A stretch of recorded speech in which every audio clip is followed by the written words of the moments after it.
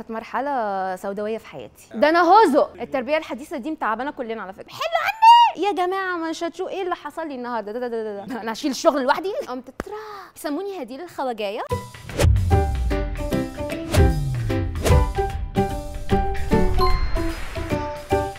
هاي هديل، ازيك؟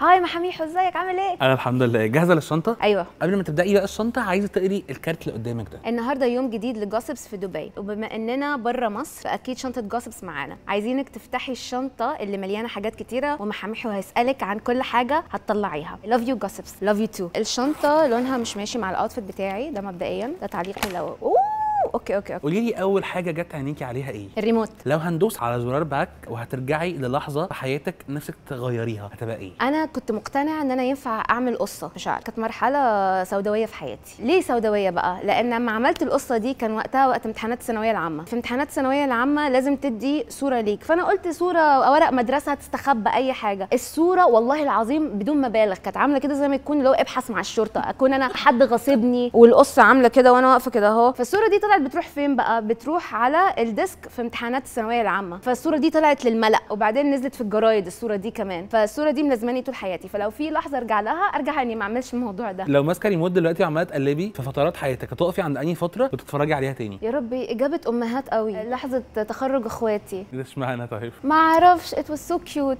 لان انا بشوفهم بيتخرجوا، كانت لحظه ايموشنال قوي كده. ما اعرفش، قلت لك اجابه امهات.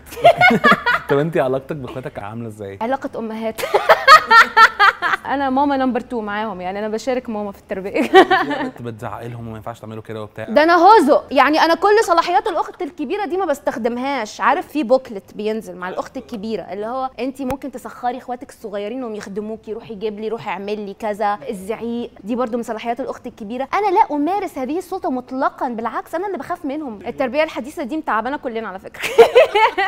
ايه عينك جت عليه تاني؟ الماسك. بتلبسي وش غير وشك عشان تداري احساسك شويه؟ ده طبيعي، ده الكل بيعمل كده، مين ما بيعملش كده؟ انت بتعرفي تعملي كده كويس؟ ايوه، الواحد طلع صوره حلوه للناس، كره الناس عيشتهم. عقدك الشخصيه مش مسؤوليه المجتمع يا باشا. انت عقدك الشخصيه خليها شخصيه في البيت، ما تطلعش بيها علينا على المجتمع. ويا ريت ننشر الرساله دي عموما. ايه اكتر حاجه بتحبيها في شكلك؟ عينيا. ايه الماسك اللي بتحطيه على وشك لما بتتعاملي مع حد ما تعرفيهوش قوي؟ ماسك اللباقه الاجتماعيه. في ناس ما بيكونوا عايزين يكونوا فورمال شويه عشان ما حدش ياخد عليهم، في ناس بيحبوا يكونوا لذاذ قوي قوي قوي قوي. لو انت ايه ده هديل، ازيك؟ ايه ده؟ على حسب الشخص اللي قدامي، على حسب الانرجي بتاعتهم ايه، وعلى حسب انا شربت كوبايه القهوه بتاعتي ولا لا. انا الصبح قبل القهوه ببقى واحده ثانيه خالص. الشخص بيعمل ماسكات كتيره ولا لا؟ ماسكات لوش بقى اللي هو في البيت؟ لا بفرهد، ما فيهاش حيل. انا ما بفرهد بسرعه، ماليش بقى نقعد بقى ونحط ماسك ونستنى 5 دقايق ونشيل. طري حاجه من الحاجات اللي قدامك. ده ايه ده باور بانك؟ احكي لي بقى، انت شخص بيحاول يحافظ على الباور بتاعته ازاي؟ عندي سيستم. لازم في يوم في الاسبوع ده لوحدي، ده محدش يكلمني، بسميه يوم حلو عني. اليوم ده محدش يجي ناحيتي، بخرج فيه لوحدي. لو اليوم ده ما حصلش في وسط الاسبوع او مره في الاسبوع ما بتبقاش ألذ حاجه. حاجات تانية بشحن بيها نفسي، في مختص ملح بروحه، مختص انعدام الحواس، sensory deprivation tank. بتبقى قاعد في تانك كده ضلمه في ميه بملح، وانت بتطفو في الميه بملح دي لمده ساعه في الظلام، لان الواحد طول الوقت مفيش هدوء، الواحد طول الوقت عمال يسمع حاجه، في دوشه طول الوقت، في حتى لو انت قاعد لوحدك الموبايل معاك، فطول الوقت السوشيال ميديا عماله كده، فحواسك شغاله طول الوقت ما بتطفيش. بقعد ساعه كده في التانك ده، فبيشحن طاقتي. ازاي بتشحني صحابك لما بيكون عندهم بطاريتهم ضعيفه؟ اول حاجه تعرف ان انت مش المنقذ، انت مش المنقذ، انت مش السوبر هيرو، دي 1. 2 تدرك ان انت قدرتك كانسان محدوده، يعني عمرك ما هتقول للشخص اللي قدامك ده حاجه تصلحه، الامور مش شغاله كده. ونادرا ما بيكون الشخص اللي قدامك بيتكلم عشان تدور له على حل، هو بيكون بيتكلم معاك عشان عايز حد يسمع له يفضفض له. اول ما انت تبدا تديله حلول، هو اللي هو حل عني. طب انا ممكن ادخل اعمل سيرش، انا عارف الاجابات دي اوريدي، انا بس عايز حد افضفض له وحد يتعاطف معايا. السبيكر. لو هتشغلي اغنيه دلوقتي على السبيكرز دي توصف حالتك النفسيه دلوقتي، هتشغلي اغنيه ايه؟ انا معلقه على الالبوم بتاع روكسي بتاع امير عيد الفتره دي بشكل مش طبيعي. طب غني لنا حته بقى تعبر عن حالتك النفسيه. مسامح نفسي على عمر ما عشتهوش، على قلب خاف يدق طول حياته، على كل سؤال ما سالتهوش، اكتر شيء مخيف هو الخوف ذاته. دي اكتر حاجه بتعبر عنك دلوقتي؟ ما اعرفش، حسيت كده تقريبا. لو السبيكر اللي في ايدك دلوقتي دوت هياخدك على حفله لفنان مشهور جدا، عايزاه يوديكي فين؟ امير عيد. امير عيد. تحسي ايه اللي اكتر حاجه بتميز امير عيد؟ بحس ما اعرفش هي الموسيقى ولا الكلمات ولا الحاله اللي بيوصفها، كلها مع بعض كده انت كشخص بتتعاملي مع حياتك الشخصيه ان هي سبيكر، بتتعاملي معاه ان هو بتروحي تقولي للناس يا جماعه انا حصل لي كذا، ولا بتداري على شمعتك بقى عشان تقيدوا الحاجات دي؟ شوف مبدئيا شغلانه ان الواحد يبقى كونتنت كريتور، فانت لازم يعني ايه، كل حاجه هي محتوى، او كل حاجه فيه ممكن تلاقي حته فيها محتوى. حرفيا اي حاجه بتحصل لي انا على طول يا جماعه مش هتشوفوا ايه اللي حصل لي النهارده ده. في حاجات ما ينفعش تنقال، يعني في بالانس في الموضوع ما بين ده وده. انا لو عليا كل حاجه اقولها، لان انا باخد السوشيال ميديا دي كوسيله للتعبير عن ذاتي، ده المنفذ بتاعي، هو ده، هي دي الطريقه اللي انا بعبر بيها عن نفسي. ايتم بعدها ايه ده صمغ؟ قولي لي انت امتى بتقولي على شخص ان هو لازقه؟ مش انا قلت لك في يوم اللي هو حلوا عني اللي بيلزق اليوم ده ده اللي بقول عليه شخص لازقه. بجد والله؟ ايوه، يعني لو انت مش حاسس ان اللي قدامك ده عايز مساحه شخصيه لازقه. طب انت بتشوفي ان العلاقات بقى، الارتباط او الارتباط سواء خطوبه او ارتباط عاطفي بشكل عام، فكره ان هم مع بعض على طول ولازقين في بعض في كل حاجه، يعملوا مع بعض كل حاجه، ده شويه بيخلي قدام الموضوع فيه زهق او ملل او كده، ولا ان ده جزء من ان احنا نعمل ميموريز مع بعض فدي حاجه هنفتكرها بعدين؟ انا ما اقدرش اقول ايه الغلط وايه الصح، لان عموما مفيش حاجه غلط مفيش حاجه صح، في حاجه بتكون مناسبه ليكي وحاجات لا. بالظبط، الله عليك. انا بحب ان كل واحد يكون ليه حياته لوحده، وبعدين نشارك الموضوع ده ومع احترام المساحه الشخصيه لكل شخص، لان انت اول ما تفقد ذاتك فانت مين؟ هل انت شخص بيعكسني طول الوقت وانا المفروض مرايه بعكسك؟ مش انا not the vibe. قلم. اوكي، القلم ده المفروض هتستخدمي النوت بوك دي وتكتبي لنا فيها اكتر كوت انت مؤمنه بيها. الله، في ناس كده ممكن اغش منهم. طيب في ده هنا في سيلبرتيز كتير كتبوا، اكتبي اكتر حاجه انت حاسه بيها واكتر كوت انت مؤمنه بيها. الحقونا.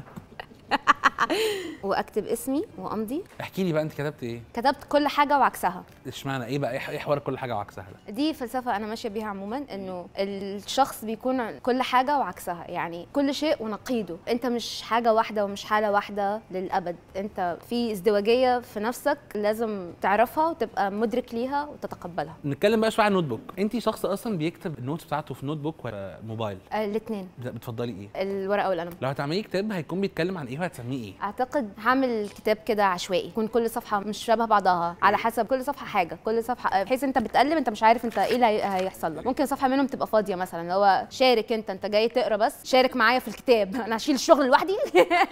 طب نقدر نقول ان قلبك صفحه بيضاء ولا في كده حبه حاجات ولا اسود ولا ايه حكايتك؟ بسامح. هل هديك اكسس ليا تاني؟ لا، مش ابيض قوي يعني. هسامح مش عشان خاطرك، عشان خاطري، عشان انا مش عايزه افكر في الموضوع، خلاص الموضوع راح لحاله فنسامح. عشان ايه؟ لان حاجه كتير بتبقى تقيله قوي، الضغينه دي وان انت تمسك وتقعد فانا بسامح عشان خاطر نفسي مش عشان خاطر اللي قدامي. بس خلاص هنفترق. لن تعود الامور كما كانت. دلوقتي عايز اعرف منك، عمرك في حياتك ضربتي حد بالقلم؟ لا، تمثيل فيك مره. حطيت ايدي هنا بعدين قمت لا، قلم حقيقي لا. طب مين الشخص اللي انت ممكن تضربيه بالقلم؟ العنف مش جوي، مش انا خالص. لا. لو معاكي قلم سحري هيمسح الحاجه اللي هتكتبيها على طول، ايه الحاجه اللي انت عايزه تكتبيها؟ الحاجه دي محدش يشوفها غير حد واحد، ومين الشخص وايه الحاجه؟ اعمق واكتر سر دفين عني. ايه هو بقى؟ اما الاقيها اقول لك. بس لو عندي قلم سحري هو ده اللي انا هعمله. ده ايه ده؟ ده برفيوم بيحسسنا باجواء فريش كده ولذيذه. قولي لي مين الشخص في حياتك دايما مخلي مودك فريش ورايقه؟ مها صاحبتي، ماي بيست فريند، وهي برضو صانعه محتوى. مها السبب اصلا ان انا بدات صناعه محتوى. ايه اللي بيميز مها عن اي حد تاني؟ مها عندها فلسفه خطيره في الحياه، انه كل حاجه ممكن ناخدها بلذاذه، دي انا بتعلمها منها. يعني مثلا الموقف يبقى عندي شغال دراما، هي عندها شغال كوميديا وبيمشي. طب عمرك جالك برفيوم ريحته وحشه؟ طب اتصرفتي ازاي؟ عادي، سيبناه في البيت عادي. مش وحش يعني، هو البرفيوم شخصيا يعني مش وحش، بس انا بالنسبه لي مش عاجبني. لو هتعملي براند برفيومز بتاعك انت هتسميه ايه؟ الله، هسميه اسم كده. عارف اعلانات البرفانات المموهه دي، اللي هو انت بتتفرج على الاعلان اصلا مش عارف هو فيه ايه، بالظبط، في الاخر تدرك انه اعلان عطور، يقول لك كلمه كده بالفرنسيه حاجه على الوزن ده، فرانس بارفوم. الكاميرا. وجهي رساله لحد من خلال الجثث وقولي له شكرا انك بتعرف تصورني قوي. صعب، مفيش حد يعرف يصورني قوي، كل اصحابي مطلعين عيني في موضوع التصوير ده. انا هشتكي لكم النهارده والله العظيم، انا بعرف اصور اصحابي وليا نفس طويل قوي معاهم، اجي اقول لهم صوروني بقى مفيش بربع جنيه كده، فبعدين اللي هو بتبقى حاجه اللي هو طب خلاص اكيد في واحده بيفيلم حلوه خلاص بقى. لو هتاخدي صوره لاحلى ذكرى عشتيها في حياتك هتبقى ايه؟ اول مره سافرت كانت اول مره اسافر لوحدي في العموم، يعني دايما سفراتي كانت مع اهلي، اللي هو انت تسافري لوحدك يا لهوي، فدي كانت اول مره اسافر لوحدي عشان سافرت مع صاحبتي اللي هي مها. سافرنا لندن، كانت هي مسافره for creators for change وانا قلت لها خديني معاكي فسافرت معاها. تفتكري اول صوره صورتيها في حياتك او صوره وانت صغيره؟ ايوه لا انا فاكره اول، مش وانا صغيره، اول ما طلعت بقى الموبايلات اللي بكاميرا وبقى موضوع السيلفي ده، قلت انا عايزه اتصور صوره واحطها على الفيسبوك، مش هحط صوره ورده. كانت الدنيا ضلمه، كانت الدنيا بالليل ومفيش اضاءه اصلا وانا مش فاهمه اي حاجه، وكان ما اعتقدش لسه في كاميرات قدام، فانت بتلف الكاميرا، وكنت مسشوره شعري قمت جايباه كده واخدت روج غامق، وكان وقتها اللي هو البوست ده اللي هو قمت واخده الصوره كده وفاكره انها ايه نار. بعدين وريتها لصاحبتي فطست على نفسها من الضحك، قالت لي طب ايه ده، مين اللي مزعلها؟ طيب في ايه؟ فدي كانت اول صوره. لو انت شخص وهو في ايفنت مهم كان نفسه يروحوا قوي، بتعملي دوكيومنتيشن وتصوري كل حاجه ولا بتحبي تستمتعي؟ بنسى الموبايل، بنسى اصور، بعدين باخد اير دروب من اصحابي حد كان مصور هنا يا جماعه، حد كان مصور هنا. انا الحلو ان في اصحابي عندهم العكس، اللي هم ماسكين الموبايل على طول بيصوروا كل حاجه، وساعات ببقى داخله بنيه التركيز ان احنا هندخل نركز، انما لا بس حلو، ببقى اللي هو ايه ده ازيك عامله ايه وتشتت طول الوقت، بكلم طول الناس وبتاع، فبنسى اصور ساعات. ايه بقى قدامك تاني؟ ساعه. لو باقي في حياتك ساعه واحده بس، مين اخر شخص هتبقي عايزه تقابليه في الساعه دي؟ اهلي واصحابي القريبين مني. طب انت حد اصلا مواعيده مظبوطه على الفرازه ولا مواعيدك في الضياع خالص؟ انا بروفيشنال جدا، بيسموني هديل الخواجايه لان انا دايما دقيقه في مواعيدي، بوصل على الوقت، ما عنديش مشكله ابدا. يعني صحابك عندهم انا رأي تاني؟ اصلا اصحابي بيتحايلوا عليا ان انا اديهم كورسات إزاي؟ في كيفيه تنظيم وقتك. ازاي كيفيه بقى؟ قولي ازاي؟ سر المهنه بقى. اسكوزي مش هقول لك حاجه انا اوكي بجد شكلك مواعيدك بايظه خالص. بحاول. على فكره الانسان المعاصر ده والله ما فيش حد بيتعاطف معاه، الواحد مسحول طول الوقت في مليون حاجه بتحصل في نفس الوقت. الانسان المعاصر ده المفروض يكون فيه ايه معاه نص ساعه سماح كده. فاكره اغلى ساعه جبتيها في حياتك كانت بكام؟ ما جبتهاش اصلا هديه؟ انا ما ببصش غير في ساعه الموبايل ساعه الاستجابه بتاعت دعاء امي هي دي طب انت شخص ما بتلبسش ساعات خالص؟ لا انا هقعد حاجه تك تك تك تك في ايدي تفكرني الساعه كام وانا ناقصه. لا. اللي بعده عندك ايه هنا تاني؟ عندي تيشيرت. تيشيرت ده عايزك تكتبي عليه حاجه. الله. اكتب. اكتبي عليه، اعملي اي حاجه انت عايزاها عليه. ينفع ارسم؟ اه ده حد زعلان ولا متضايق يعني؟ ابداع، ده اللي هو عامل كده. اللي بعده 5 ماني، جنيه كاش ماني. الفلوس. اوكي اكتر حاجه دايما بتصرفي عليها فلوسك؟ قهوه والفسح. القهوه والفسح.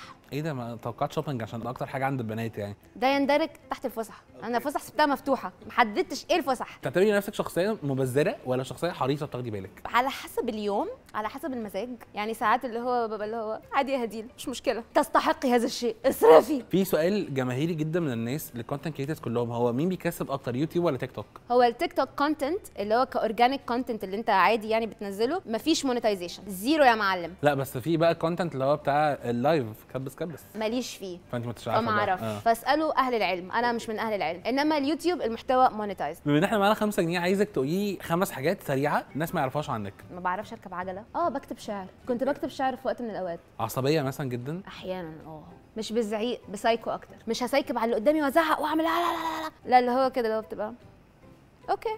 الحرب البارده، الصمت العقابي، ده الجو بتاعي. مره قتلت وطواط. ليه؟ عمل لك ايه؟ بمضرب تنس. دخل بيتي، بيعمل ايه في بيتي؟ انت عندك العالم كله، ما لقيتش غير بيتي. صراحه حاولت اطرده الاول بكل انسانيه، بس ما رضيش. وقتها الوطاويط سمعتهم مش كويسه، يعني كان وقت كورونا وكوفيد وبتاع، يعني فالواحد كان مرعوب، اضطرينا نقتله. اخر حاجه بقى؟ كنت دكتوره سنان فعلا؟ خش على اللي بعده بقى. مرايه. انت شخص اصلا بيبص في مرايه كتير ولا لا؟ لا لا لا لا، ما بفرهد. تحبي ملامحك وشكلك بنسبه كام في المية؟ عادي، متعايشه معاها، متقبلاها، بس اكتر حاجه بحبها في شكلي هي عينيا، لانها بتفكرني ببابا. لو عندك اوبشن تعملي عمليه تجميل ممكن تعملي ايه؟ هي دي حاجه انا ناويه اعملها، شد الجلد المترهل، لان انا زلت في وزني كتير، فهو ده اللي انا عايزه اعمله. بيقولوا ان دايما في بني ادمين في حياتنا زي مرايه كده، اللي هم احنا بنتعامل معاهم زي ما احنا، زي ما كل حاجه بيقولوا لنا كل حاجه زي ما هي. مين الشخص في حياتك كده؟ مها كل حاجه مها سلكت اقول اي حاجه مها لا صراحه اوكي، مش بس مها، عندي كتير من اصحابي، عندي مثلا ايمي، عندي ملهم، وعندي ناس من الفريق ما بيحبوش يقولوا اساميهم، فالناس دي هي المرايه اللي بتعكس لي اللي هو هديل دي ما كانتش احسن حاجه، او انت متاكده من الكده، او يعني بيخلوني اراجع حساباتي. في حاجه تانية عندك في الشنطه؟ في ميداليه. بالنسبه لك احسن لو حد جاب لك هديه وهو مسافر سوفينيرز وكده، ولا لازم هديه قيمه؟ الاتنين مرحب بيهم بس عادي يفضل. يعني مش هنقول لا، بس يعني لو فيها بيرسونال تاتش او حاجه متعلقه بيا، او حاجه هو عارف ان انا بحبها او عايزاها عايزاها بتديها قيمه اكبر بكتير. دايما الميداليات بيكون فيها مفاتيح، انت ايه اكتر مفتاح مع صحابك ليك انت اللي عايز يعرف هديل او ان هو عايز يصالح هديل هيعمل ايه عشان يصالحها؟ طريقه الحوار، ان انت تكون شخص مدرك، ان انت تكون شخص شوف كل الابعاد للحاجه، مش جاي تدافع عن نفسك وخلاص ولا تثبت ان انت صح وانا اللي غلط ولا لا. فضينا الشنطه. بجد اتبسطنا قوي معاكي، الشنطه مبسوطه ان هي كانت معاكي يا استاذه هديل. وانا كمان ميرسي. اتبسطنا ان احنا اتعرفنا عليكي اكتر، واكيد هنشوفك في حاجات تانية معانا. ثانك يو جوسبس. انا من زمان كان نفسي اطلع معاكم وخلاص بقى اتكسفت، ما بعرفش اعمل ايه لما حد يقول لي كلام حلو. باي باي. باي.